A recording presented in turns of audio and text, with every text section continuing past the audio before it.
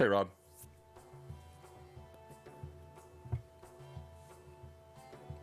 Can you hear me? Yeah, sorry, I had voice mod was needed to be adjusted. No worries. Well, we're live, everyone. We're on audio currently. We're just waiting one more to join us, but thanks everybody for jumping in already. I see the chat was already kicking off about 40 minutes ago. You guys are crazy.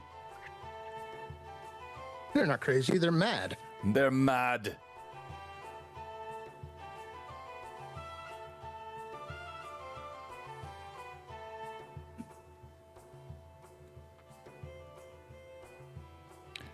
Hello, Manda. Hello, Kurt, Natasha. Good to see all of you. Hello, August. Good to see you, my friend. Hello, Chris. Good evening to you as well.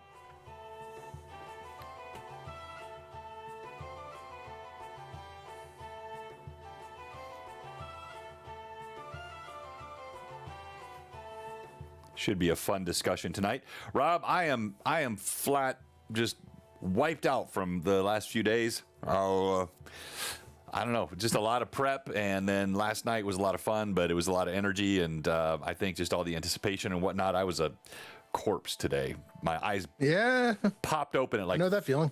Yeah, my eyes popped open like 4 o'clock in the morning. I'm normally up around 5 anyway, but I mean, that extra hour makes a difference. And I was like, bing! And yeah. I was like, I took a couple of Z-Quills, figuring, like, all right, I'm tired, let me polish it off, and I went from tired to overtired, and sleep decided to be elusive. So yes, that was fun. It'll do that sometimes. Hey, Ewan, good to see Ewan in. That's QW Fate. He won the Dark Sun box set last night, and thanks for jumping in Discord. Hey, Chad, good to see you as well. Thanks for the... actually, I grabbed that image that you popped into Discord. That one is super cool and may be appearing in a stream near you sometime. You were up until the end of the stream. I appreciate that, Pat. Hello, Vivi. Hi. Hola, señora. ¿Qué pasa, mi amiga? Hello. Hello. All right. I think we're ready. I'm going to switch us over now to be seen and heard. And in 3, 2, and 1. Y'all ready for this? Y'all ready for this?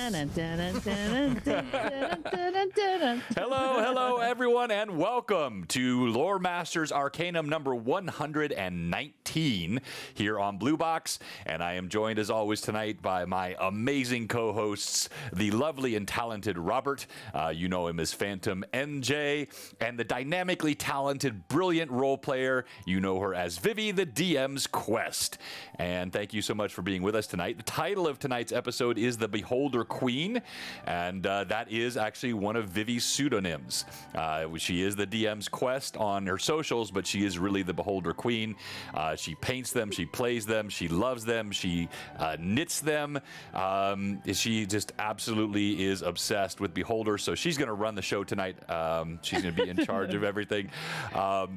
But it's going to be a fun time. We're going to talk about Beholder ecology, the history. I pulled up some neat stuff on kind of how they got started and stuff we'll talk about. We have a lot of images, so hopefully you enjoy the slideshow that's playing. Hello, Tracy. Good to see you as well. And yes, Amanda, I was referring, we got 2 Tracys in already. Amanda, the image I'm referring to is that wicked-looking insectile creature, and yes, it will be appearing in your campaign. So last night, obviously, great night, launching Sea of Dark Sun, Greyhawk Awakening Book 3. Tremendous support. Mad Chatters were incredible. The numbers were high all night long. We had 2 hype trains, a bunch of new followers, and a lot of people that joined the Discord. And I'm always glad when we have the folks that join the Discord so they can kind of keep up with the community and engage with people. And a lot of support from the Dark Sun community, members of Athos.com, AthosCon rather, of Athos.org, of the Dark Sun site, some people that came in through the Dark Sun Reddit. And really, I think they jived with the sort of vibe and what we were doing.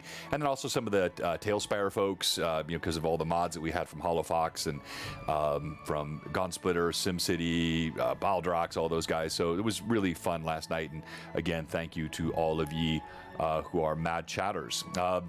In terms of schedule, we'll talk more about what's coming up in the next few days. But Vivi, Rob, it's good to have you with us tonight. How are both of you doing?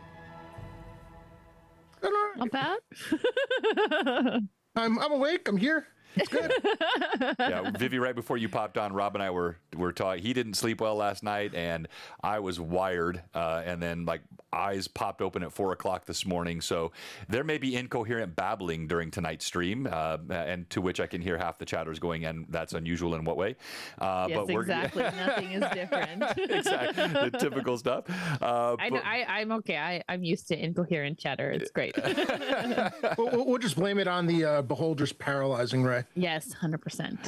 Or Fear Ray. One of them. Yeah. Exactly. Hello, Taryn. Hello, Patrick. Sam, good to see you in as well. I like all the folks that are popping in here. And Tracy, operatic singing. So you enjoyed A Night at the Opera, did you? Toriano, thank you for the raid. Hello, Katie. All right. So as we get started tonight, we'll talk more about what's coming up and some announcements that we're going to make. The show last night I should mention, it has garnered us a couple of upcoming guests on Loermaster's Arcanum. A couple of luminaries in the world of Athos and Dark Sun.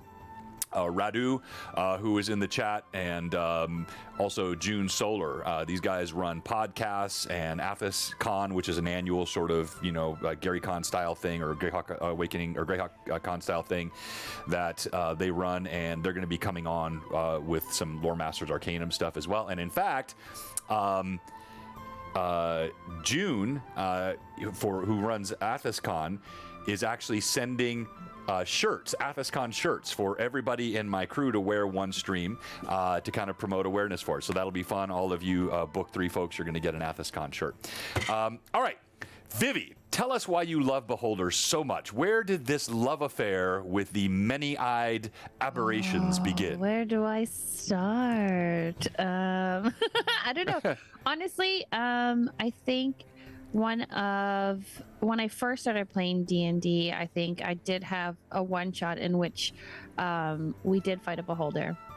And I just thought that it was such an interesting kind of big bad, in the sense where it's not like a PC per se, like it's a monster, but has lots of thoughts. And it was just kind of a different fighting style for me. Like one of the first times I've ever fought anything that had a different kind of mindset to the fighting style.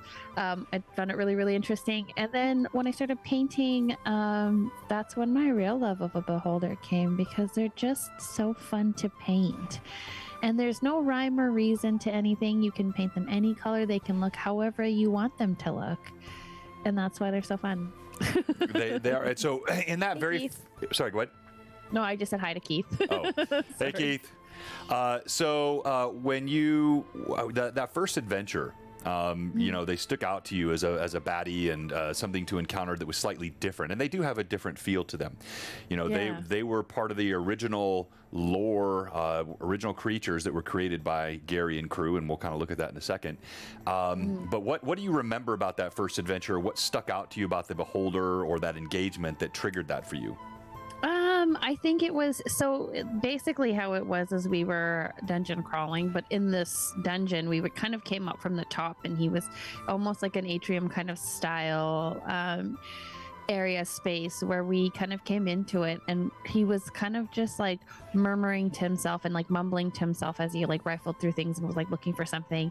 And it was just kind of an interesting, because I was like, what's happening? Like what's like somebody's in here? Like, is it a guy? Like, who is it? And then my DM, my wonderful, really, really, really good friend, was actually super, super amazing at RPing the Beholder, and we had some great RP, just to kind of ask him like what he was doing here and things like that. And I've also obviously never dealt with a big bad that actually kind of had like talking pieces, I guess. Usually they're just like rah, and then they come Right. and you attack them, and then you hit them, right? So it was kind of neat. And then we almost died, but like the different raids and stuff like that were really, really interesting too in that aspect, where I didn't understand in the beginning how strong this thing really was, Yeah, absolutely. And you touched on one of the key. We're looking at some of the original. That was the original Beholder imagery that you just saw there. Yeah. But no, you hit on one of the key things about Beholders, which make them so much fun to build adventures on, to use them as BBEGs, which is the power of speech. It's cool to have monsters which are powerful, but when you can also engage in dialogue and they can communicate thoughts, when they can have the ability for highly sentient, highly calculating evil plans, they are super fun. And it sounds like your DM did a good job with that. Oh, amazing job. Yeah, he's always one for attention for detail. So he just did such an amazing job arcing. And I think that's just kind of where I was just like, what is this? Like, what kind of creature is this? And I wanted to look into it more. Personally, I've never ran a game as a DM with a Beholder as a big bad yet. That's on my bucket list to do. But I needs to be perfect. Like I think that's why I haven't done it yet. You're building up to making sure you can properly embody. Building up to murder. Yeah. Maybe, I don't know. Robert. What about you, Rob? I know you like Beholders. Obviously, we have a community favorite Beholder, which is the Overgord. We'll talk about him a little bit as well tonight. But what do you think of, Rob, when you think of Beholders? I mean, from going back when the first thing that struck me about Beholders is how ridiculous they are. I mean, just the different eye stalks, all those eye stalks casting different spells. And, it occurred to me, I was like looking back and at the, from the stats from 1E, and it's one of those few creatures that may have actually gotten stronger as the editions went forward. In a couple of ways. I mean, the big thing is the one thing that the first edition Beholder had was it had two spells or two sprays that were instant death if you failed your save, which no longer are.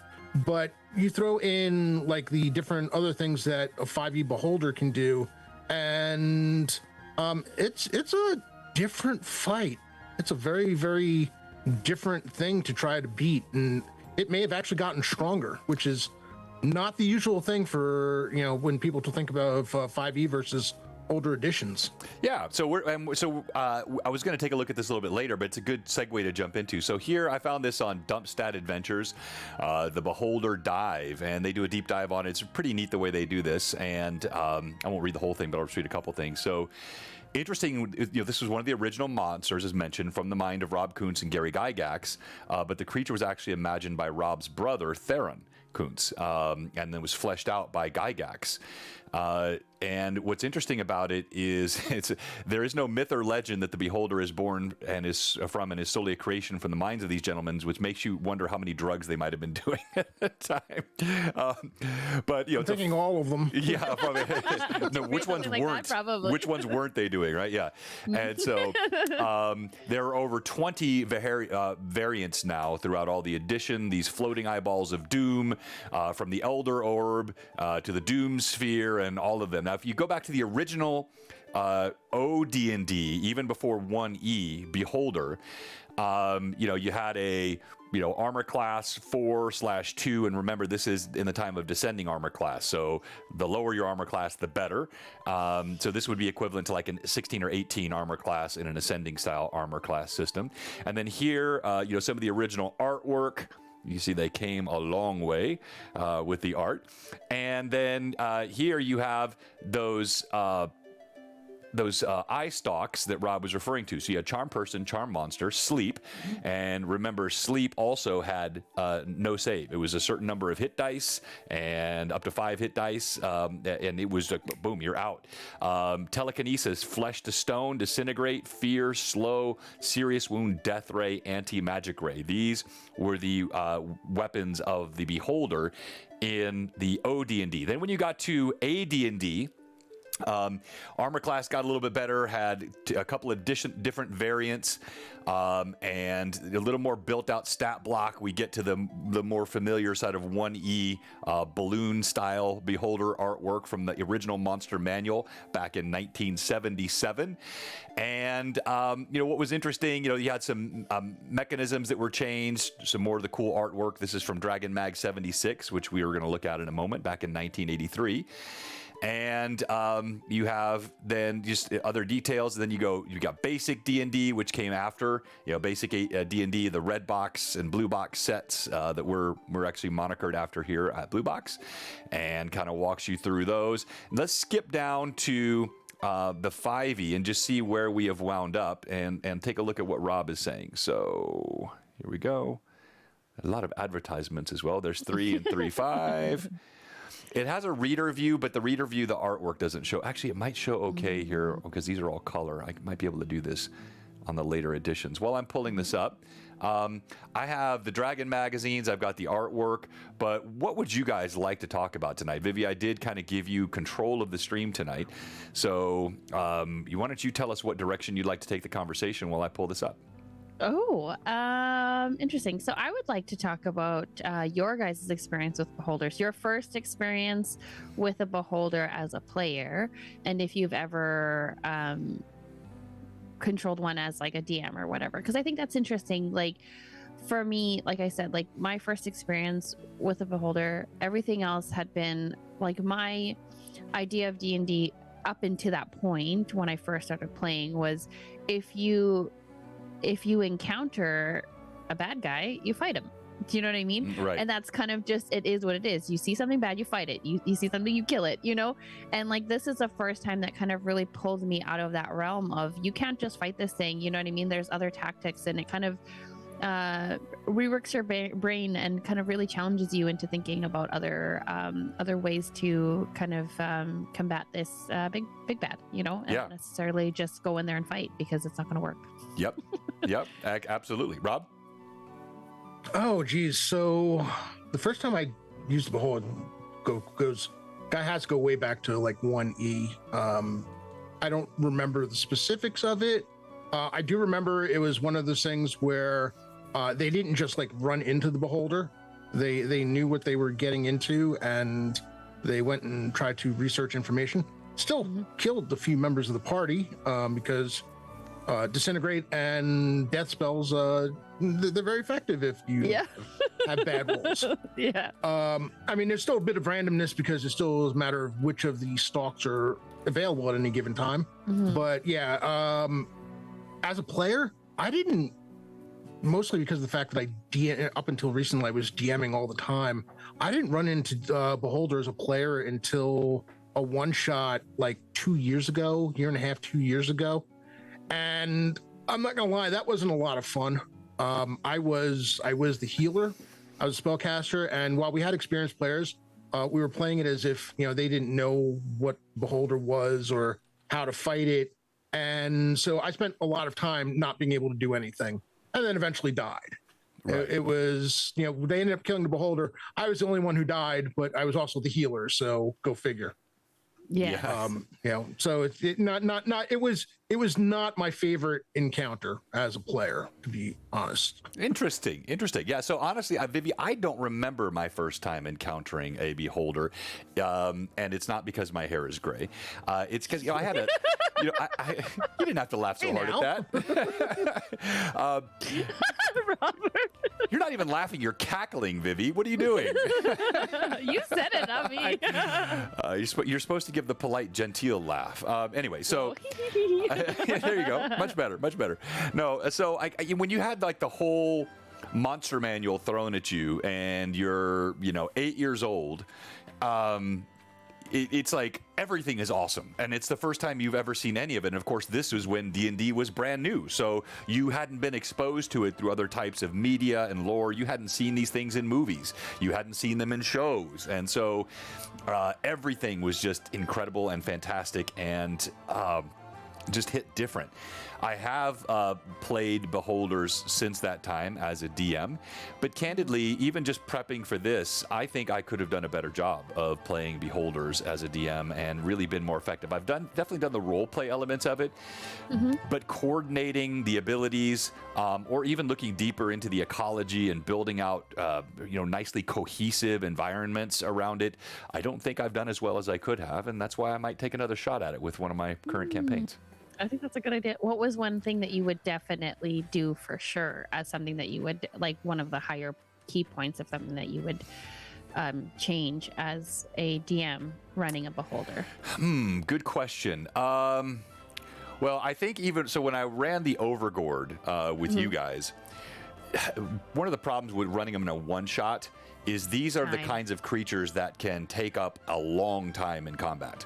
You could easily, wind up having an hour to 2 of combat with a Beholder. Hard to do that in a one-shot. We were already 4 hours in with that, and of course, with your incredible bardic ability, he was overwhelmed, and we had a Marvin Gaye moment on the stream.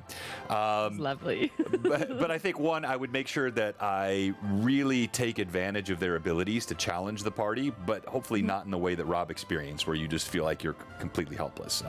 Right. And then secondly, so trying to find the balance between it. Yeah. The abilities and and obviously not overpowering your players. Yeah. I mean, I think part of it is, again, the players have to kind of know what they're getting into with the Beholder. Otherwise, you have to otherwise you basically have to give into the metagaming, because otherwise it's the only way they're going to survive. Unless the party is ridiculously overpowered, if they blunder into a Beholder, they're going to have a very, very, very bad time of it. Yes. So as experienced DMs, the two of you guys, what would you guys say for level wise with a Beholder encounter would you suggest would be a good range? Yeah, and that's going to obviously depend on the number of characters you have in the party as well. But Rob, what do you think? Say 4 or 5, 4 or 5. Okay, say a 5-person party. Rob, what do you think? Yeah. Levels when you get to, especially for 5e are tough for Beholders. I would probably put them somewhere at least 7, if not 8. Yeah, I was thinking minimum level 8 with 5 people, because even with the ability, if you look at 5e Beholder, they stat out at 180 hit points. Here, let me pull this back up. So, they stat at 5e at 180. If I go back to, what I'm playing, which is 3-5, although that 4e Beholder, that is some sick art. Yes. The Tyrant. So in 3.5, you're going to have, hang on here, let me get to the stat block.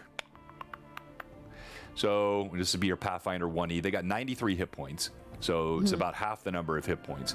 Armor class is very good, 26.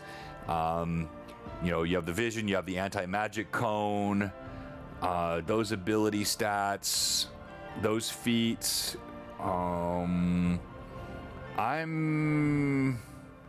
gonna say, this is probably level 8, level 9 minimum for me.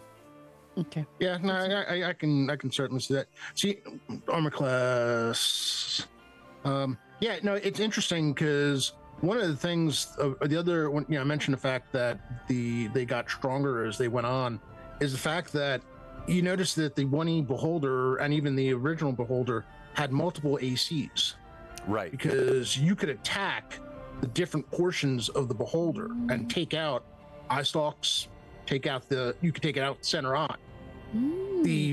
From, I guess, I don't remember the 2E Beholder, but as you see the 3 or 3.5 and going onward, it's all one AC pool.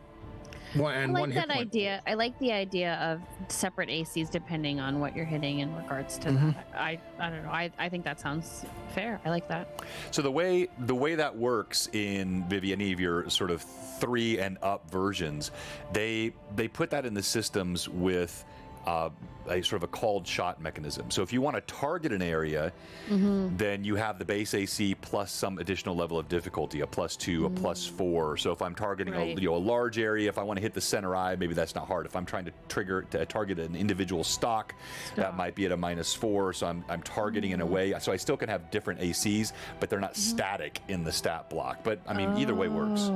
Okay, interesting. That's neat. But they also mention for the 1E beholder the stalks and the center eye as being a portion of the hit points, some percentage of the hit points, so that you figure out, depending on how much damage, whether or not that stalk is destroyed. Which again, I mean, you can probably do it. I mean, you could figure out some mathematics for yourself, but it's not statted out that way for later editions. Gotcha. So let me ask you both now, when you read about beholders, and by the way, chat, thank you so much, everybody. If I've missed anyone that said hello to all of you. Thanks for joining us tonight.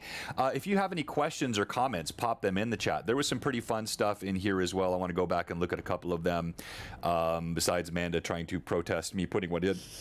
Jason said he never encountered one. Characters were never high level enough. That kind of goes to what we were just talking about. Chat, if it's thematically appropriate, I agreed completely. I don't think a base beholder, I mean, there's no reason an aberration like that, planar or whatever, could not be in any setting, but I think it would have to be contextually appropriate. Let's see, Sir John Braveface, a beholder with a crappy shield and a flower. You started with and stuck with Pathfinder 1E, so beholders took a long time to show up in anything you played. Yeah, I could see that, Ewan. And Kai said he faced one once. His paladin got a crossbow shot, missed, and the rest of the party took out the undead beholder before you could even get in smiting range. That's unfortunate. Terran Wanderer said his first encounter with a beholder was working for one and didn't know it. The beholder was the guild master of the local thieves guild. I like that. That's so awesome. I love that. That's fun. Very clever. And then you have the usual troll comments from Pat Draws. And always appreciate the troll comments from Pat. Yes, Pat is a professional troll. It's always funny.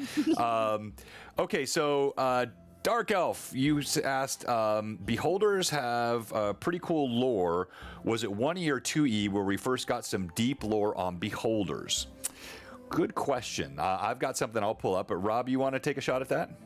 I mean, other than the Dragon magazine, the weird thing is, and I mentioned, called them ridiculous, is they don't, the monster manual for 1E doesn't have any real reason why they exist.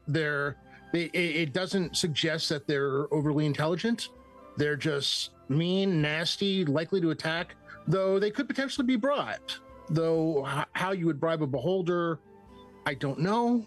But they were just kind of there, something really, really nasty to fight, and deadly as all can be. Treasure and gold. Yes. That's how you bribe. Yeah, so to the question, you definitely had the lore start coming out, but it wasn't, to Robert's point, in the original, the original guides, the original monster manual. In fact, there was a lot of scarcity of any of that type of information. We've talked about this before on Blue Box. When you talk about things like dungeon ecology and coherence of how the dungeons are built, look at the original moat house outside of Hamlet as a perfect example. You have creatures, bugbears sitting next to, a gelatinous cube sitting next to a group of, trying to think of the, lizard man, or just all these different sorts of humanoids and different types of creatures, literally room to room next to each other with no context or coherence for why. But that was in the very early stages of the game. Dragon Magazine really became the way that the game started evolving on a regular basis. This is before you had the internet, of course, right? So, today we see things evolve online. back then, if you published something like a book or a system, the way that it could grow incrementally was through periodicals that would come out once a month, and that's what Dragon Magazine became. That's why we talk about it quite often on the show, because all of this really is the genesis of where the game blossomed and grew. So this is Dragon Magazine number 76. And so Dragon Mag 76, this was 83. So this was the 83 edition. And you always had articles, sometimes from Gary, sometimes from Len Lakofka, sometimes from Ed, Roger Moore, all kinds of fun stuff in here. I just like scrolling through these. But Ed and Roger had an article called The Ecology of the Beholder. And it's actually really more of a short story. And as it goes through, it talks about their diet.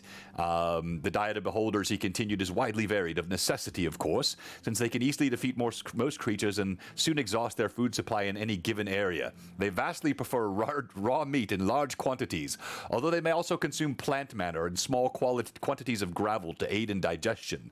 They are omnivores who seem able, given the opportunity, to endlessly gorge themselves. Waste matter, indigestibles like bone, they spit out far enough away from their lairs to avoid betraying their hiding place and their wealth. They seem to prefer the flesh of horses, cattle, and humans. And so they sort of give the ecology in this storytelling way. And if you want to see any of this, I don't care if you play 5e or if you're playing a completely different system, these old Dragon Mags are just so rich with ideas and fun lore and information, and they're free. You can go to the Anon Archive. I'm sure somebody will pop a link in the chat, and you can download these PDFs absolutely free. All kinds of fun stuff here. So it talks about some of this lore has changed, but the laying of eggs was instinctive, so they were egg layers. Talked about how they laid their eggs. Talked about the powers of the eye stalk. So he's teaching a class here. Good luck, the sage, in a soft voice as if to himself, and he took his leave of the amphitheater, and all was quiet again. So a really sorry. Go ahead, Rob.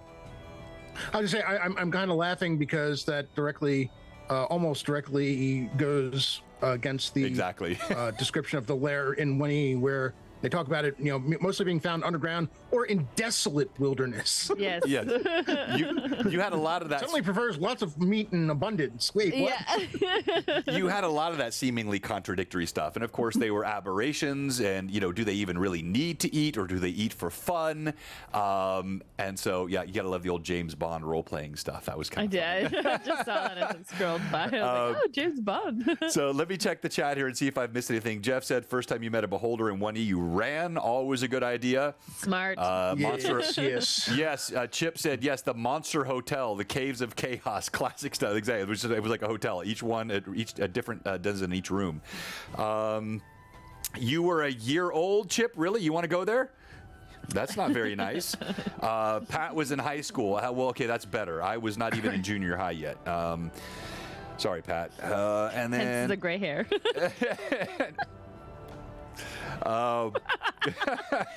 You know what? I'm not on Tuesdays, so I need to get it out of my system some way. That's right. That's John, right. I love you.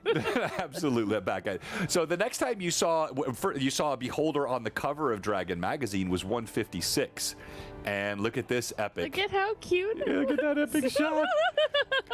As he's, romancing the beholder. And unless I missed it, there's actually really nothing about beholders in this issue. No, it's just a super cool image. It's just a super cool image. I love that picture. It's so funny. I wonder what the story is behind that photo and why they chose it for the cover. We should have researched that, Vivi. Yeah. I'm thinking there might have been more drugs involved. Yeah, could have. New drugs. Hey, chat, this is a challenge for you guys. If somebody can Google it, or if pop in the chat and tell us what was the story or the motivation or inspiration, rather, behind the cover of Dragon Magazine 156. This was in 1990. So we're getting a little closer to current here. And I wanted to show you what I found in this, having nothing to do with the topic tonight. Well, I guess tangentially, because they are deadly. But you have an editorial here put on by Roger Moore, and he talks about fear being good in your role-playing games. This is a topic near and dear to my heart. As a DM, he has a personal philosophy to say, pure and simple, fear is good. Without a certain element of fear, players eat popcorn, read comics, and their characters yawn in the face of orcish enemies and necromancer archmages. A small amount of fear is present when you wonder what sort of monster is waiting. So think back to Vivi's first experience with the Beholder. What is that? The fear often comes not from the, hugely gratuitous, scary descriptions and images, but the unknown. It's often been said the door is scarier to the human psyche than what's actually behind the door. Like our fear, our thought of what might be behind the door is bigger. That's why sometimes in your scariest movies, it's less the gore and blood, and it's more the suspense and the anticipation, which brings the fear. Halloween, the piano on Halloween. Right. That's all. I mean, I don't care. 30, 40 years later, that piano, I hear that piano thing and my pulse starts racing. Yeah. By the way, I think I understand the cover now. Okay. Go ahead. It's an April issue, and if you look at the list of articles, a lot of them are very, very, very lighthearted. Oh, so maybe like an April Fool's thing. April Fool's, maybe. Kind of. And they have a thing in the under the table of contents that says cover, it's springtime, and a young man's fancy lightly turns to thoughts of cute beholders. I know mine always does. Me too. Same. Mine always do. Daniel Horn is this issue's cover artist, and we'll let his painting speak for itself. Happy April. Yes, yes, you are absolutely right, Mike. The title is "Beauty is in the Eye of Stop It." That's at the very top of that article or that issue. You heard multiple talking heads. It was original survival horror game. Interesting. Even a Hobbit door. Was there a Hobbit door? Was he? Did I miss something? Where? I don't know what Patrick, what were you referring to there? I might have missed it. And we need a Canadian beholder for Vivi. Controls a group of moose that can stampede in a party. Yes, and be heavily taxed. And very apologetic about it. Very apologetic. And very apologetic. And it's going to have a maple syrup ray. Disintegrates one of its opponents. Sorry. Frost ray, because Canadian, obviously. Exactly. Hey, NPL, good to see you. Thank you so much for your feedback last night at NPL. I did appreciate that. It was, I won't get into the detail. It was actually, it was slightly constructive criticism. It was super helpful. I do appreciate that. I always reserve the right, if you're new to Loermaster's Arcanum, to just randomly thumb through Dragon magazines and talk about things that have nothing to do with the subject, because I like them. If you're old school enough, you would remember SSI. They were like one of the original super cool role-playing computer game makers. Back at this time, it was coming soon for your IBM PC, your Commodore 64, and your Atari Amiga, or your Atari ST and your Amiga. And then the other thing, in addition to the fear piece, look at the quote at the very end. I like this, where he said, for those of you enjoy instilling real fear into your AD&D campaign, look out for a certain box set called Ravenloft coming this May. From designer Bruce Nesmith and editor Andrea Hayday, it encompasses the superb Tracy Hickman module, as well as many other wonderful things. So, of course, now... some 30-something, almost 40 years later, we have many iterations of Ravenloft and Strahd, and this has become iconic in 5e. You can see where all of this stuff was born and first reported on and talked about in your Dragon magazines. Last thing I'm going to show here, and we're going to come back. Go ahead, Rob. You mentioned SSI, and it does occur to me that I think the first time for me anyway, when beholders became really popular was the SSI video game, Eye of the Beholder. Oh. Yes. Hang on here. Let me pull this up. So this is another fun thing in this Dragon magazine I saw. If you are, and I know we have some folks who are in the UK. Pinky stinky poo. Yeah, I know we have some folks that are in the UK. This from '83 was an ad for the Orcs Next, which is a game store in London. And guess what? It's still there. I was actually there 3 years ago. I took some pictures of it. So if you're ever in London, you can visit the Orc's Nest, and you're actually visiting a piece of D&D history. I have some minis that I bought 6 there. Earl Street. Hold on a second. I need to get that address. Screenshot that. We're going. London. I'm all for a London trip. Oh, it was so. It's a neat. It's not a huge store. The floor plan is actually reasonably small, but I think it was even 3 levels, and it's on top of each other with a narrow staircase that goes up. And they had a case in the front, a glass case, where a local painter had painted a bunch of minis and was selling them. And of course I cleaned that out because that was super cool. I've got these undead and these like almost French looking paladins up here with their finery and all that. So super fun place. Thought I would shout that out. If you're ever in London, check out the Orc's Nest. And then Vivi, the last thing, this was for you, because I know we've talked about this before, but you didn't used to get to watch the LMAs much, so I knew this would probably still be new for you. One of the things that they started doing in the 80s, and they did it for quite some time, is they would have a section in each of these called, let me find it here. Dun, dun, dun, dun, dun, dun, dun, dun. There it is. A section called the Role, R-O-L-E, of computers. Because back then they had this fascinating new technology that was sweeping the world called computers. Called computers. Yes. And so in 1990, they wanted to talk. So by this point, they've been doing this for years. Like, this is color. This is color graphic. Yeah, I mean, look at we didn't have any of this stuff when you started. The original PC I've talked about before on stream, a home PC, was the Trash 80, the TRS-80 made by Radio Shack, also relabeled by Tandy. 16 kilobytes, load your programs with an audio cassette, and you didn't have color, and you didn't have these, look at those spectacular graphics. Yeah, graphics there. Go ahead, Rob. I had the IBM PC Junior, which actually did have stunning, I tell you, RGB graphics. Yes, stunning RGB graphics. Hey, when your graphics originally were asterisks and slashes, and that's how you played your game. Yeah, those are your graphics in the original ones. But here you can get it for your Apple II GS or any PC or MS-DOS game. And of course, the Champions of Krynn. So Dragonlance, obviously a big thing at that point. For $49.95, you could get your copy of Champions of Krynn, one of SSI's Dragonlance role-playing epics, licensed by TSR. Fun stuff. All right. Wow, I love seeing those. That's one of the best things I saw when you keep sending the Dragonlance stuff. All the ads and stuff, they're always so fun. Oh yes, absolutely. And of course, I always stop on the. We'd like be sitting there drooling. Yeah. And to just see how the game evolves. So Vivi, like for you as a more recent player, certainly a player without gray hair, sans the gray. I do have gray. It's just up here. I'm just hiding.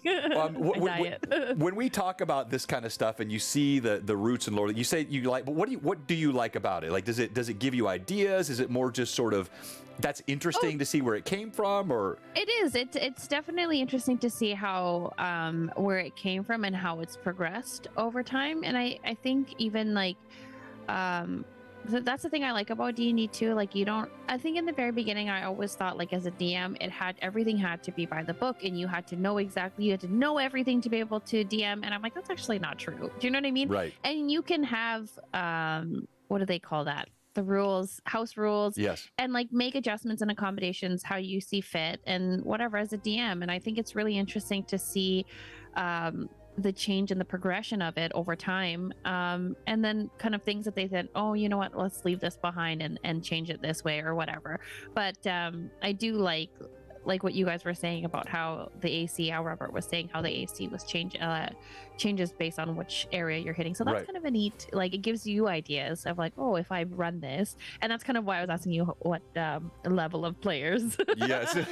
Hint, hint, hint. If anybody ever, if I ever ask you guys to play something that's a level 8, well, listen, I mean, come on. If you ever ask us to play anything, I'm assuming there's a beholder hiding in there somewhere. I mean, otherwise, I'm asking for my money back. Yeah. That's true. That's fair. So in the chat, yes, it was a lot of money back then. Yes, it's all kinds of. It was the Wild West era of the computer. NPL illustrations, I do not appreciate that. I'm going to take back all the nice things I said about you earlier. He said, "Thanks for showing this. I feel young now." Amanda, easy there. That's not what she meant at all. Hey, Greg, thank you very much for the sub. 31 months, my friend. Wow. John Patrick said, "Do they sell mugs with their orc face on?" You know what? I don't think they had mugs, but they had bags. They had shirts. You're talking about the Orc's Nest. They had bags. They had shirts. They had some merch in there for sure. By the way, I was within 4 blocks of the Orc's Nest on my last trip to London. And you didn't know it was there? And you had no idea it was there? No, it's just south of the British Museum. Okay. And I don't think it's moved in all the time it's been there. I think it's still in that location. You have to Google it. Would not surprise me. but I like, that's the thing I like to do whenever I'm in a new city. If I have time, I'll look up where the D&D game stores are there, just go check them out. That's how I found the Common Ground in Dallas. That's a pretty fun little game store in Dallas there. They're active on Instagram, fun, nice people. All right, so a question that came in from the chat. If you ever played Advent on a mainframe, you would never have really played computer games. Yeah, fair. That's fair. Somebody mentioned up earlier they started with 5 1/4-inch floppies. So yeah, your storage, Vivi, went from literally audio cassettes. So the TRS-80, it was an audio cassette, and you would push record with the ones with the big red button on them. Yes. And it was like a baud modem. And it would feed that out to the cassette. And that's how you would save your program. Then you wanted to load the program, you'd pop the tape in and push play. I learned how to program BASIC in grammar school on a Commodore PET, which was like the original all-in-one machine. And it was to cassettes. Yes. And you damn well make sure that you learned how to rewind and keep track of your counter and not screw that up, because if you lost count of where your program started, you were done. Okay, hold on, Rob. We have to stop the stream right now. I will take all kinds of abuse. There is one thing I will not take, Tracy with an E, and that is to be called something I am not. I am not a boomer. I am proudly, as is Robert, Gen X. Big difference. Boomers were technology ignorant by and large. Gen X pioneered technology. Millennials are technology dependent, and your Gen Z are technology addicted. That's what the Center for Generational Studies has indicated. All right, back to the show. We were the feral children of boomers. That's right. Yes, we're like those kids in the valley and beyond Thunderdome, right? we just wandered everywhere. We had a key. We came home. Our parents weren't home. Our parents may not have gotten home till 4 hours later. We'd make our own dinner, whatever. Yeah, come home when the streetlights come on. Yeah, that was the one solid rule. If you were not home when the streetlights came on, trouble. Oh my goodness, you may as well just move to another state because it'd be safer for you.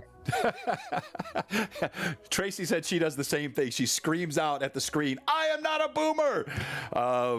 Is there a label for the generation of all of the above? I don't know. We didn't mean to turn this into a generational fight. No. But yes, latchkey kids, that is it. So the dot matrix printer, so back to your audio cassettes. Then before you had so the reason they call them floppy disks, Vivi, have you ever even seen a floppy disk? Yeah. Okay, so most likely... I was around during floppy disks. Okay, yeah. So most likely you remember the 3 1/4. They were square, and they were hard, and they had that little slide on them. Yep, the metal slide thing on the top. Yeah. Do you ever wonder why they were called floppy when they weren't floppy? I have no idea why they were called floppy. I never questioned it. You never asked. I remember using floppy disks when I was in middle school is when computers made it into the schools, and then we had computer class and had to save progress on floppy disks and stuff like that. So exactly. So the funny thing about that is they were called floppy because that was carried over from a time where they actually were floppy. So your 5 1/4 disc, it was flexible, and there was one before that. It didn't last long. Yeah. But there was a media source for storage. It was an 8-inch floppy. They were big like this, and you waka waka waka waka. You could shake them. They were huge, and that's why they were called floppies. And then so even by the time they were little squares, they were hard plastic with a slide. They were still called floppies.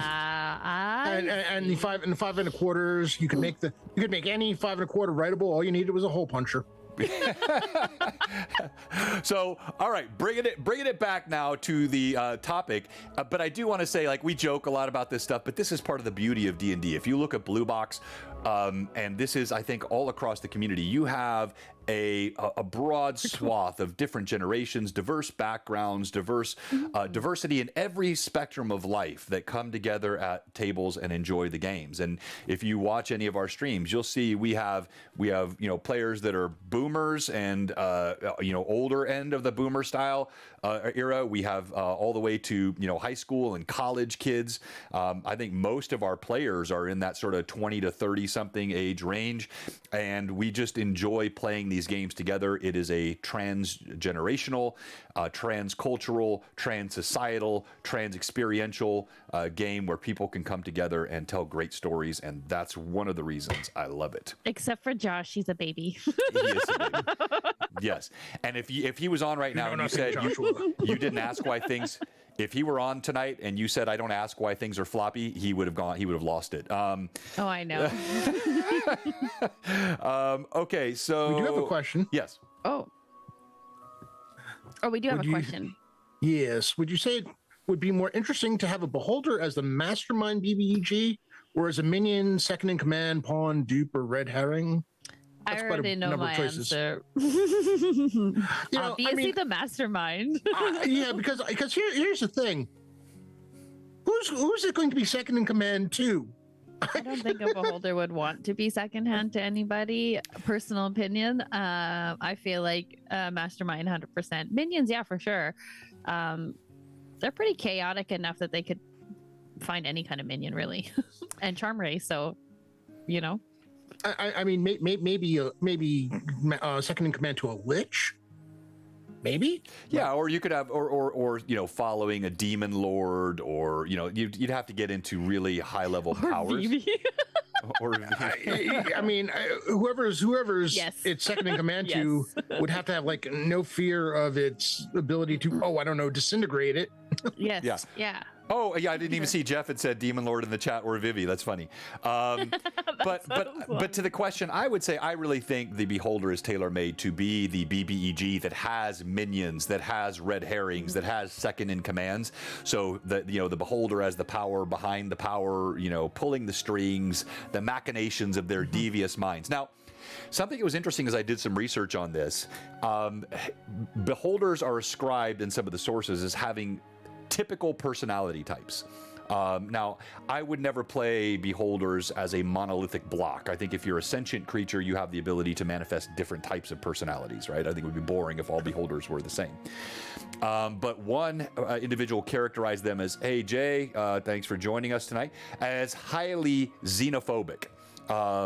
In fact, they described as being beyond xenophobic. They were so biased as to believe that they were sort of largely individuals of one, that they had a sense of inherent superiority that went beyond even any category of class, genus, or anything else.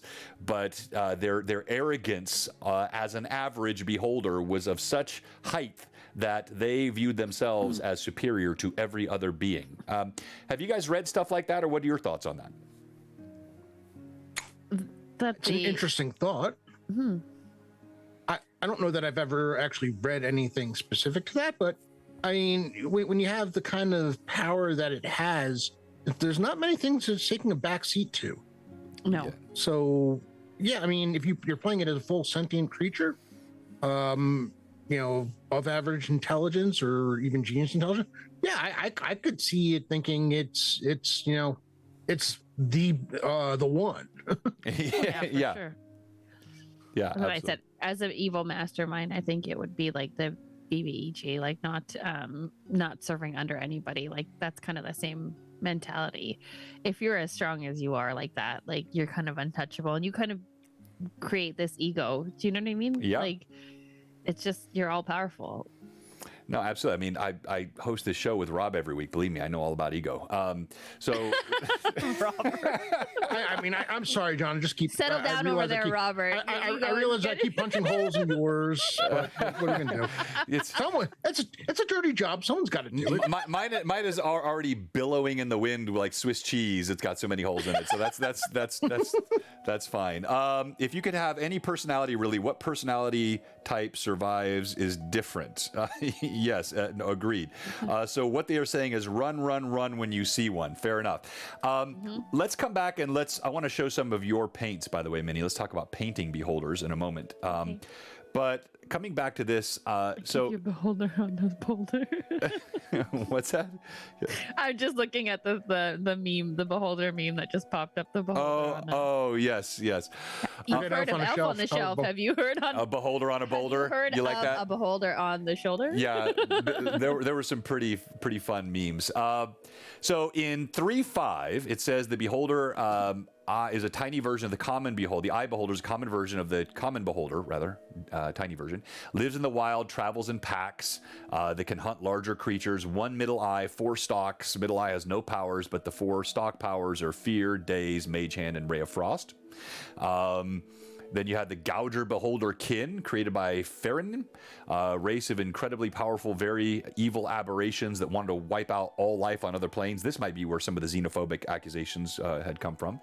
To defeat the Beholder, the Farron created their own beholders known as Googer, whose sole purpose was to hunt down the other types of beholders, 10 feet wide, much larger than normal beholders, long, disgusting tongues that hang out of huge mouths from which constant screaming is produced.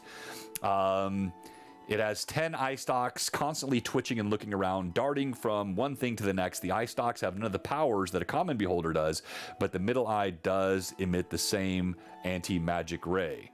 In 2005, Lords of Madness was released, and you had the concerning the Aboleth and the Grell. And as you might have guessed, beholders are also considered one of the greatest aberrations. They have an entire chapter concerning them and their society. So that's worth checking out in the Lords of Madness Book of Aberrations, 2005. A ton of useful information. Beholders in this are, by definition, insane. And to fully understand how that sentence can be so perfect, let's go to the beholder and their anatomy. The main eye of the beholder, which traditionally has always been fairly weak, is quite acutely hard in this setting, made up of a number of lenses, with the iris being constructed in a crystal-like structure, which they show here in this illustration.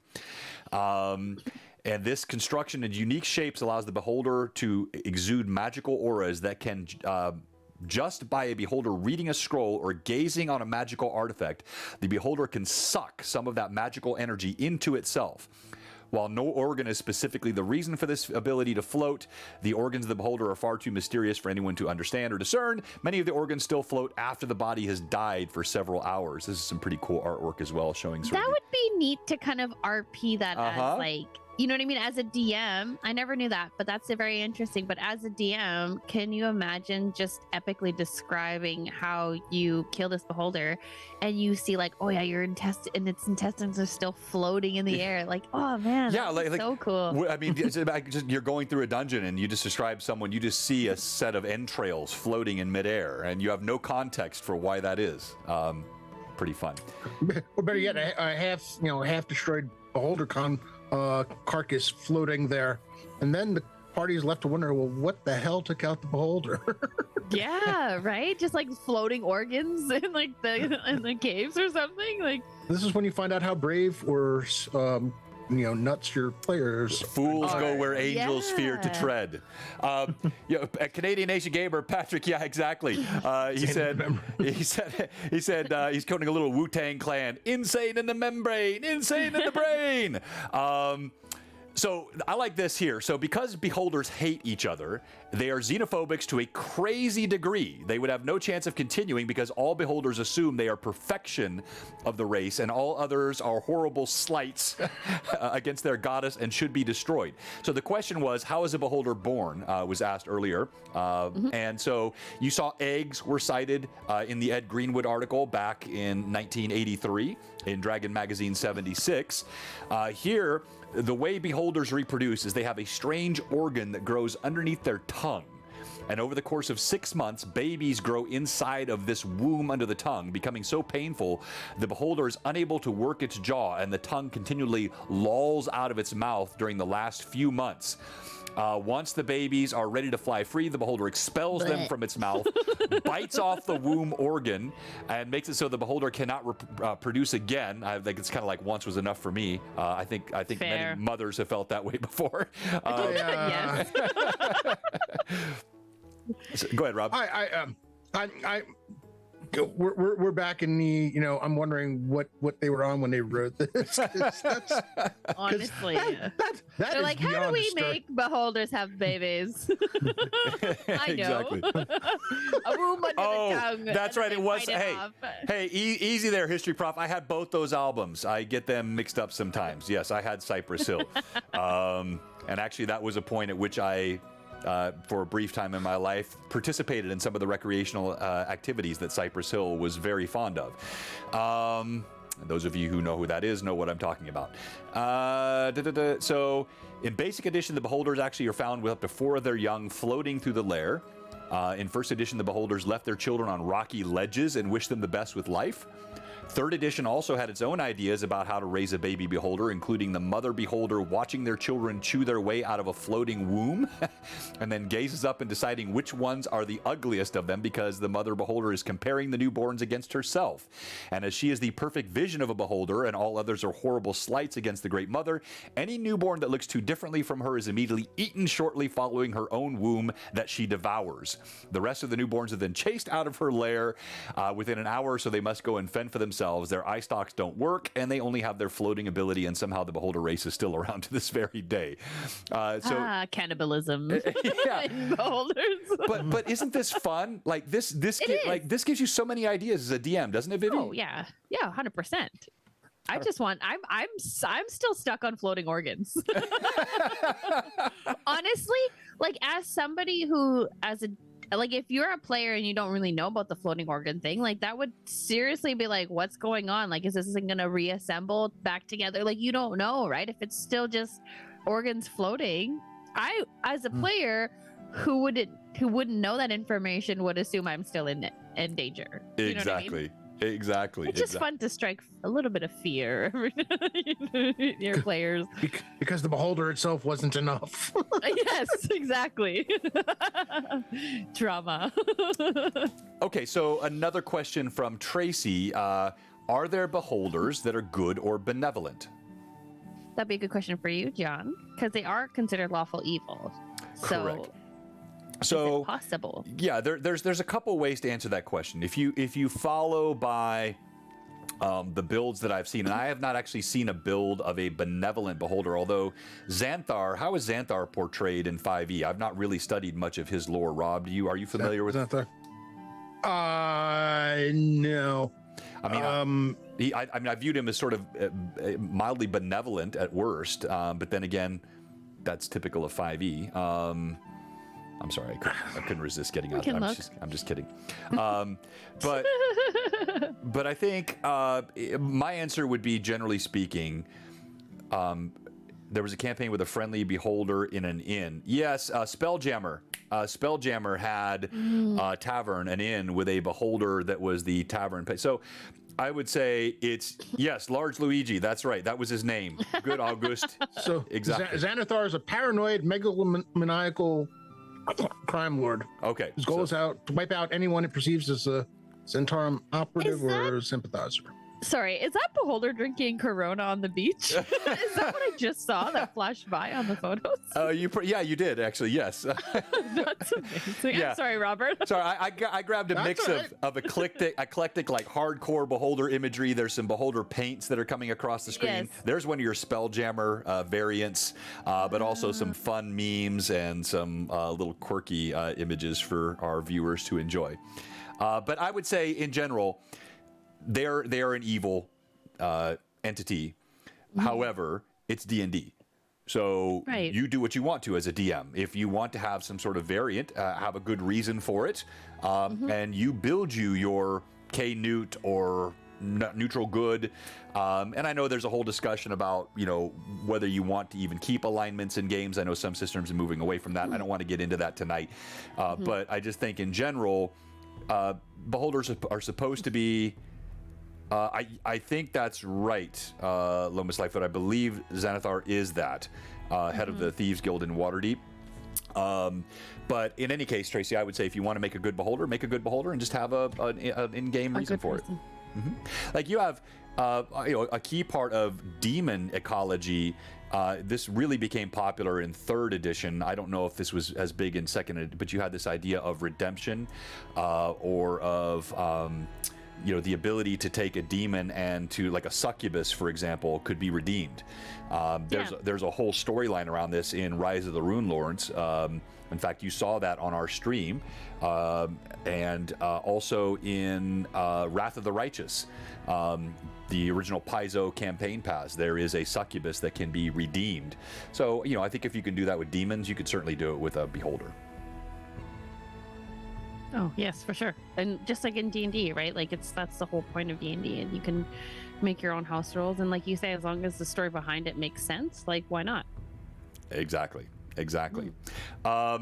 All right. Hey, no problem, Tracy. So let's talk a little bit about painting. We have just a little bit left, and thanks so much for joining. A great crowd tonight. Had 70 to 80 people here on an LMA, which is fantastic. And I know we have a lot of the new folks that joined last night. By the way, some of you weren't on at the beginning. The Athos and Dark Sun community has been absolutely phenomenal. And we have had communication even in the last 24 hours. Some members of the community like Radu and June Solar, the podcast that they run, Athos Con, they're going to be coming on future LMA shows like this, and we're going to be talking as a group about that setting and about all that community is doing. There are so many similarities between the Greyhawk community, which we're also a part of, and the Athos or Dark Sun community, and I think these two things meld so nicely together. And so we're going to have some fun conversations with June and Radu and these guys. And also, I mentioned June is going to send us AthosCon shirts for all of our Tuesday night players to wear one week, and that's going to be super fun. Okay, so Vivi, painting a beholder. I'm going to switch screens here and tell us about some of these guys. I'm going to pull up a mini, and this is your paint? Yes. That is sick. That's one of my favorite ones. He's right here. Look at that's my little baby. He is sick. So tell us about painting him. He was actually one of my favorite ones to paint. That's actually a sculpt by Ben Yasusashi Koyojin. I love his sculpts. They're absolutely amazing. He just looks so menacing. Oh my gosh. And it's just one of those beholders that actually look a lot different than a lot of the ones that you typically see around there. How his eye stalks don't actually go over the top of his head. I actually like that they come off to the side. And just his look is just such a mean look. And I actually was mimicking, in regards to the colors, I was mimicking an octopus.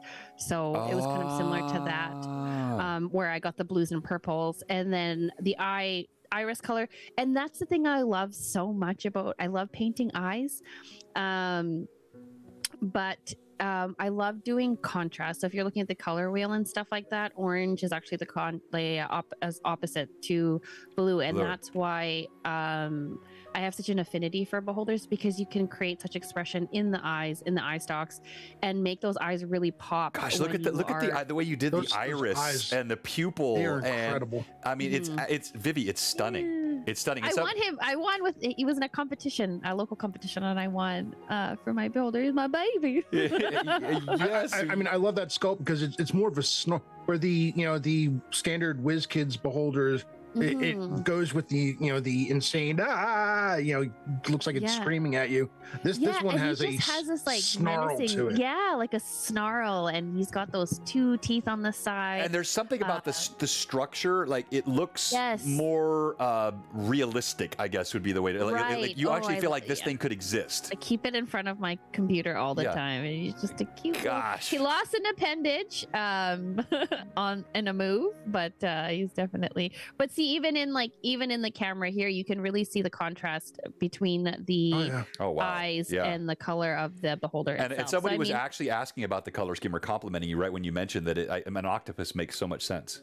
Oh yes, yeah. So I do kind of try to look at different resources for inspiration for colors and stuff like that. So I really enjoyed that one. It's my favorite. That's one of my favorite ones that I've painted. So we're gonna look at a couple of others, but to get that glossy sheen that you have on the teeth and the eye, and I love the fact that you didn't do sort of any red gore on the teeth. I think that would have really messed up the look of the model. Yep. So what you've done with the gums and that bleed into the purple, it looks so good. The gloss, is that just a gloss varnish or what are you doing there? Gloss. So that's a huge thing for painting. If you're painting miniatures, if you can hit any eye or mouth with a gloss, it really brings out the natural, like your eyes are wet, your mouth is wet. It's just general normal things, right? So when you're painting, it really brings out and adds an extra factor to your paint. And instead of just being flat, it really adds that extra dimension and makes it look more like alive. Do you know what I mean? Like the eye stalks with the gloss really just, I love it. It's so great. It really is. Yes. All right, let's take a look at an. Oh, by the way, do you airbrush at all, or do you only use? I do not own an airbrush. I wish I did. Somebody told me that that it would be bad news if I owned an airbrush because I would just go to that next level, and I really want to, but space and I just haven't gone one yet. That one was fun. That was a dice beholder. I actually did that one for a charity event. Oh, so yeah, let me go back to him. I thought that I've never seen this model before. This is pretty fun. That one is also gifted. I've painted a lot of them and gifted them away. That one does not belong to me anymore. That was actually neat. I was trying to figure out the high points and contrast. If you see each face of the die goes from light to dark, so I was trying to figure out the shading on that, and that was a big pain in the booty. So yes, I can only imagine. But he's super cool. And then I was pulling up this one. I like this one too. This is a neat build. Talk to us about this guy. He's got kind of a crazy look to him. He does. I think I'm pretty sure. Frick, what sculpt is that? Artisan something. That's a really great sculpt. His color scheme is actually primary colors. If you notice, it's blue, red, and yellow. Yeah. Huh. Look at that. Yeah. And again, you got the gloss. So again, like the veins in the eyes are amazing. There's details on the tongue. That's what I look like after last night's stream. Exactly. Yes, I have an affinity for painting eyeballs. So, I mean, and the scales, yes. Lots of painter for yes. Don't be afraid of gloss. Gloss is amazing. I usually don't use gloss on anything other than just kind of like I said, like hitting into the eyes or the mouth or things like that. But yeah, I love gloss for things like that. Or I want anything that looks slimy or gross. Yeah. Absolutely. They're so awesome. And that's the thing I like about beholders. Like, I can repaint a beholder over and over and over again, and it's totally fine with me because there's no color scheme. Like, you can paint it whatever color you want it to look like. The sculpts are different. Every single sculpt is different. That one I have here as well. He's right here. So I want you to talk about him because you talk about different color schemes. That's a very different vibe. But before you do that, I want to make a quick announcement here because I know some folks are going to be jumping with Jay's stream here in a bit as well, and we'll be raiding into him in a few minutes. So you can stay with us, and we'll raid into Jay as he gets started. But So last night we made an announcement, and it actually got launched today. If you missed it, it's on our socials. It's in our Discord. But even better than the box set that we gave away last night to Ewan, that's Fate that you see in the chat here tonight. We were provided this gorgeous box set by Richard Baker, the author of Dragon's Crown, this 90s box set for the world of Dark Sun. This is brand new. It's 30 years old, brand new. It was in his basement in shrink wrap, and he only unshrink wrapped it to sign it. And so it's got this really cool map segment when you open out all the books. They have never been removed from this box. I have not removed them from the box since I received it. This is going to be a giveaway that we're doing to support the community for all those that are supporting us. And it is going to be given away on May 30th. That will be our 5th session of Greyhawk Awakening, presuming we don't have any issues between now and then, power outages and all the things of life that can happen.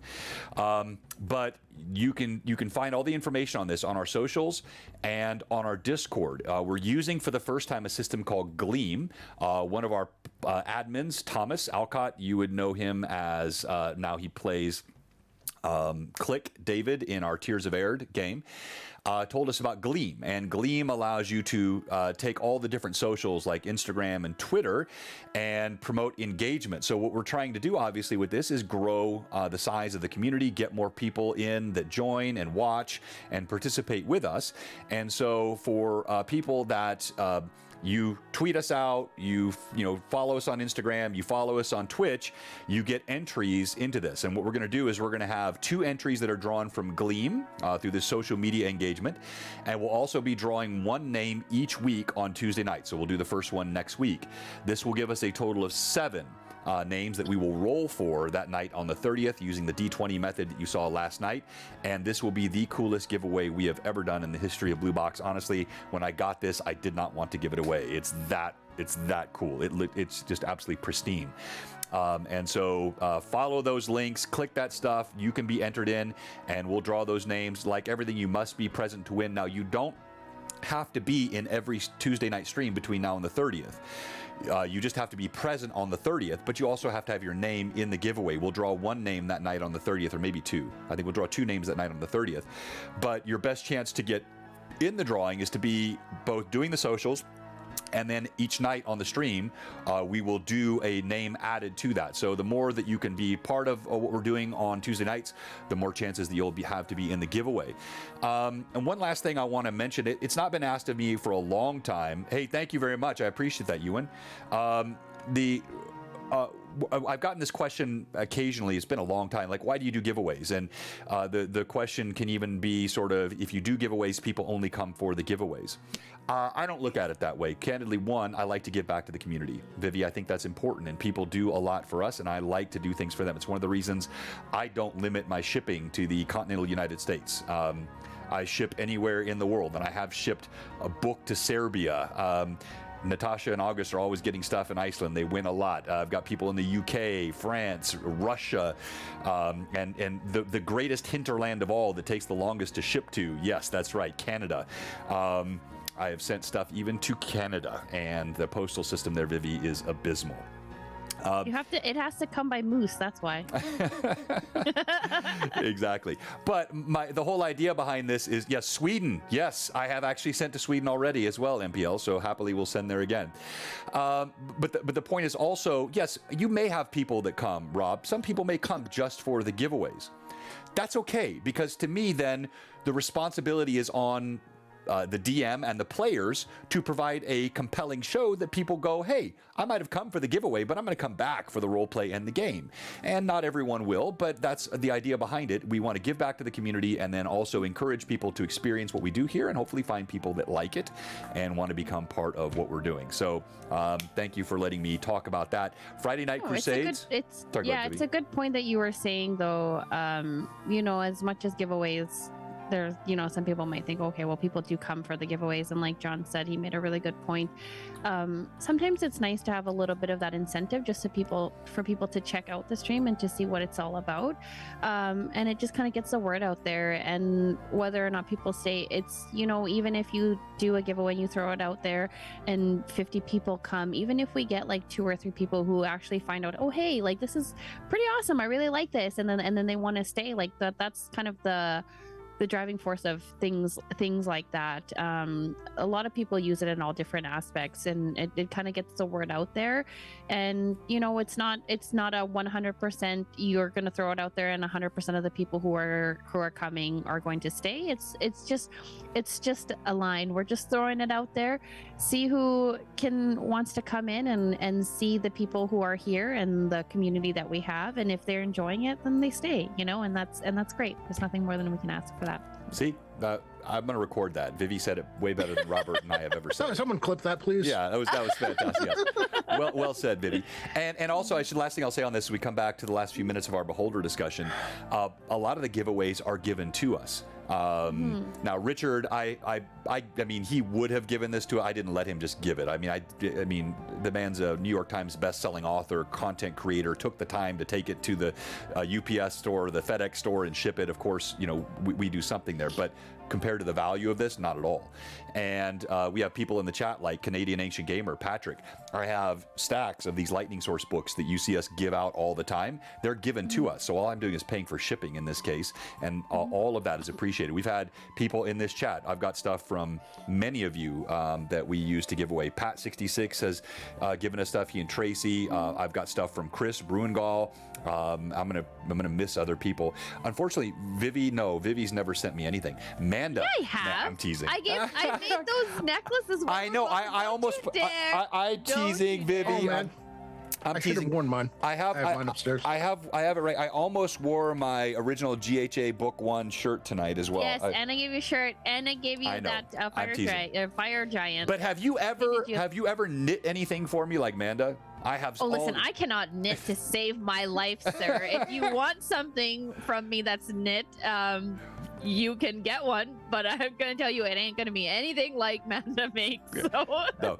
Chip, I think you have won the internet tonight. He just came with our perfect slogan: Blue Box RPG, come for the giveaways, stay for the TPKs. Yes, Toriano. Yes, Toriano sent me cool. What's that? No, I was just saying it's a nice sense of community because it's not only like you say, it's not just us getting stuff to give away, it's people within the community. It's just building a bigger community. People within the community want to donate to the stream, want to give, and you know what I mean, to give to others in the community. And so it's just kind of like we're just one big happy family. We have a lot of people like that. They're giving of time. Maybe they don't have the ability to do these things, or maybe they don't have finances, but they give time. And just being part of the chat, being part of our community, and coming into the Discord. We're not trying to build Critical Role here. Even if we could, which we can't obviously, but even if we could, it's kind of first mover. They've built a tremendous thing there. We just want to have a thriving, growing community of like-minded, good people. If you notice our chat, you don't get a bunch of garbage. You don't get we don't have to do a whole lot of heavy modding in this community. And we want to keep it that way. We want to grow with people who are like-minded, fun gamers that just, want to be good people and enjoy good games. So that PSA is now concluded. Rob, I'll let you comment if you want to before I move on. There's nothing I could say that could top what Vivi just said. Agreed. Talk to us about this beholder. Vivi, what do you think of him? Oh, I love him so much. Can I just say that I wear my hoodie that I got, my overboard. Where'd you get a hoodie? From some wonderful people that I care about very much. This thing? Ah, yes. You have one. Yes. I need to assemble and paint Disney original. Okay. This is painted by the one, the only Mike Disney. So I'm very, very fortunate to have one of those that is actually painted. And then I also have one that's not painted, that's in pieces in my hand right here, that I've yet to do. I will. Yes, there is a hoodie. There is an overboard hoodie. Now, these hoodies are special edition. Special edition. I happen to know the creator. She lives here with me, and she's a fantastic human being. That is my wife, by the way. There's not any rumors getting out. And what do you mean? They are glow in the dark. So it's a glow in the dark vinyl that she puts on the overboard hoodie. You turn off the lights and he glows this cool color. It's the best thing in the entire world. I can enjoy it in the light and in the dark. Okay, so final thoughts on Beholders, final questions from the chat on Beholders as we get ready to wrap up. I'll just kind of lead with this. As has often happened on Loermaster's Arcanum, I've played for a long time, but many times when you're playing D&D, you read a monster manual, or you catch an article, or you have a module or something else. There's your elf on a shelf. I give you the Beholder on a boulder. You but you may not necessarily do that deep dive. And when I've gone through many of these LMAs, I come away with a new appreciation for the topic, whether it's something like grappling, like what we had last week, or it's classes that Robert and I have discussed so often, or certain magic or spells or anything. Likewise with Beholders. Thank you, Retro. I appreciate that. Resub 29 months, good sir. Wow. Yeah, Behold, a Beauty and the Beholder, I'm still a which one? And that has you confused. Yeah, that's actually also a meme out there. I saw that one. But I look forward to doing a better job with my next Beholder in game. Rob, final thoughts from you. Yeah, I mean, at some point, I do want to do another Beholder in game.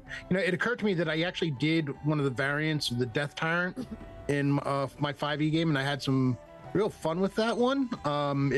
It did have a purpose, and I did kind of spring it on the party because I knew that they would be able to, you know, they would be able to handle it. They almost didn't because one of the players decided to just blunder in, but yeah, you know, when I first did it, the Beholder a long time ago, all I had was the description in the monster manual, which kind of was like, well, they're just mean, nasty, and they want to kill you. If they think you're more powerful than it is, it might be open to negotiations, but otherwise, it's just going to try to kill you immediately. Yeah, well said. Vivi, final thoughts. I mean, this was a great episode. I'm not going to complain about it. If you do say so yourself. Pardon me? I said if you do say so yourself. I've had to say so myself. Yeah, so I think in general, like you say with these LMAs, like you get a new appreciation over it by actually kind of doing a deep dive and looking at the history and looking at different things. And again, as DMs, it's just a great resource. It's great to kind of freshen up ideas of things that you necessarily didn't really think about. Do you know what I mean? Yep. Like, oh, okay, Beholders, Beholders, whatever. But then, like, when you really get to do these LMAs and kind of dig deep into the lore and all that stuff behind it, it really brings out some fresh ideas to older topics, which is great. Very true, very true. So we've run out of time tonight, and I didn't mention that we would do a giveaway, but we'll do a giveaway for tonight, next Wednesday night. So the Overgourd of Lore by Mike Disney. I have some original Mike Disney prints, authored, or autographed rather, by the creator of the Overgourd. And in celebration of tonight's episode, I'll do 2 giveaways next Wednesday night, and one of them will be a Mike Disney Overgourd print. And so if you pop back next week, I'll make sure I do that. You always do that while John, I'm on stream. Are you here next week? Or I thought it was Vivi and me next week. Is it next week is the one, isn't it? Yep. Well, you know what? That's okay. You guys can do it. Tune in next week. You guys can still do it. Loermasters is being taken over by just me and Rob, and it'll be all nonsense. I would appreciate it if all of you would maybe forget that Loermasters is on next week, because I'm really nervous about what Vivi's going to do with me gone. Shh, listen. Okay, everybody, you know what's going to happen. Everybody's come next Wednesday, okay? And then it's just like what happens in Vegas stays in Vegas kind of situation. So what happens on Loermasters next Wednesdays stays. So I'm going to come back for my daughter's. Let's not tell John. I'm going to come back for my daughter's elementary school graduation with a Twitch ban notice. I can see what's happening already. Be there. Suggest a replay of all of John's singing. You know, I have not sung that often, but I'll tell you what. I promise there will be. Tracy, you're in my one shot for Blue Box Con. I'll make sure there's singing in that one shot. And given that it's Sins of the Revenant as the title, that'll be interesting to see what kind of singing happens. Our resident karaoke master, Robert, will be with us. Blue Box Con, can you believe it? It is just 2 weeks away now. 19th, 20th, and 21st. It's all full. We don't have any more room for badges. So for the new members, I'm very sorry if you would have been interested, but we'll have another one next year. We'll open up registration. We'll post online, and we will be streaming some of the games online. This is the 3rd annual Blue Box Con held here in Middle Tennessee, which is a nice area because it is somewhat central in a lot of areas of the U.S. And it'll feature Friday night. We have games, role-playing games that'll be taking place right here at my house. We'll have 50 people coming into my property, and we'll be playing games that night. And then we have karaoke. Will be on Friday night, and then on Saturday, games starting I think at 9 o'clock in the morning. Full day of gaming, individual tables. Manda running mini painting sessions with minty painting, minty mini painting. Clean. Yes, minty fresh minis with Manda. So you can Try to say that sentence. so we'll be doing that. Mini painting with Manda. We have a huge. Everybody that wants to can play in one game of D&D on Saturday afternoon, run by Chandler. It is he's running a modified version of Model United Nations in a fantasy D&D world. We'll have up to 20 players that will be assuming council members of this council, and others can participate as members of the delegation. We're going to have hopefully everybody all in one room playing one game together. We've never been able to do that, and that is one of my dreams. Hopefully we'll do that. We'll be streaming one-shots out of this room all day long, so if you can't come, you can catch that and join in. And then Sunday, we do have the Renaissance Festival here. The last 2 years, we've caravaned to the Ren Fest. It's only 10 minutes from my house, and it's a gorgeous Ren Fest on top of a hill. You should have seen John last year. Ooh, I still have that majestic photo on my phone. Stop it, Vivi. I cosplayed as the Witcher because I one? promised I've to got cosplay. several of them. I Yes. do have several, and that is true. No, what Vivi really liked was that I had a gray for future use. I had a gray wig, and it actually blended nicely with my sideburns. So Honestly, every single time John was just sweltering in the heat, and he was just trying to enjoy that little bit of breeze that came by. Yes. I was just like, I had my head tilted up to catch the breeze, and Vivi kept catching these pictures of me. Yes, I was Geralt of Rivia, exactly. yes, 100%. I will. Oh, I wish I could show you the pictures. Yeah, so it is now officially minty painting with minty painting with Manda. Get your minty fresh minis. Mini painting with. All right, so again, Blue Box schedule, Friday Night Crusades with your DM, Robert. If you want to play, jump into our Discord. It's a very lightweight system, CNC, based on our sponsor, Troll Lord Games gaming system. You don't have to have a lot of time commitment. You can come in any game. If you can't come the next week, don't sweat it. This is your chance to just hang out and play online. It's on Discord. It's voice-based, so you don't even have to put on your clothing. If you want to play with your hair messed up and naked in the bed, you can, because it's only voice. Make sure you keep it that way. And Make sure you leave the voice, not the camera. yes, don't turn on the camera if that's what you're doing. And then Sunday, Tears of Air at 1 o'clock Central Time. Wow, what a cast. They are amazing, those players. The story, still fairly early on. This is only session now 19 in Tears of Air. But the characters are all still second level because they started as 0 level kids in that game. And now they're second level older teens, young adults. And it's a fantastic stream Sundays at 1 o'clock Central. And then we're back with the Sea of Dark Sun, GHA Book 3 on Tuesday night at 5 o'clock. We have also a long term, I mentioned the big giveaway on the 30th, but then also on the 31st, we're going to have all the ladies back from our Throw Dice Like a Girl episode, which was about gamer girls and the trials and tribulations, the horrors and heroism, the creeps and crits of being a girl gamer, and what that means in the community. And they were fantastic. They're going to come back on the 31st, and we're going to be talking about romance in roleplay with these 6 amazing ladies, and talking about all the different aspects of romance and roleplay, how to create meaningful romance and roleplay, things which are story-based and connecting, not cookie-cutter cardboard toss-away romances, but things which tug upon the heart and create the immersive experience of what it means to be a human, which is about more than just ripping hearts out and eating raw entrails. It does include the romantic parts of the game, and so that's going to be a fantastic. Why can't you have both? You can at the same time.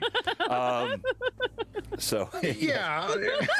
Not of your lover, but you can still rip out and eat entrails and still be in love. Okay? Exactly. You can eat entrails and still be in love. I want to say thank you to my amazing Kind of stream? I want to say thank you to my amazing amazing co-hosts. You guys were awesome tonight. I had so much fun with you. LMA is always a bright spot in my week. It's just always fun and lighthearted, and I laugh a lot. I enjoy it. Thank you to all of you amazing Mad Chatters. Fantastic attendance and participation in the chat tonight. Thank you for joining us, and please hang with us. At least pop in and say hi to Jay before you leave. We're going to raid our great friend, Lord Gazumba, another member of the community here, somebody who's been a good friend to me. I've been in his house. I've played at his table. The man is legit running the same campaign now for 42 years in the world of Greyhawk. So any of you folks that are from the Dark Sun community that haven't checked out Jay, check him out. Tell him I said hi, and hang with us and just say hello to him. On behalf and of... if you're ready for chaos and tomfoolery, come next Wednesday. Next Wednesday when I'm Robert not and I here. take over And LMA. I've turned over the reins to Vivi. What was I thinking? Especially I prime her with the Beholder episode, and then I give her LMA the next week. I am asking for trouble. Rating our good friend Lord Gasumba right now, and all love from Blue Box with my much improved hearts. Thanks to Vivi, and signing out. And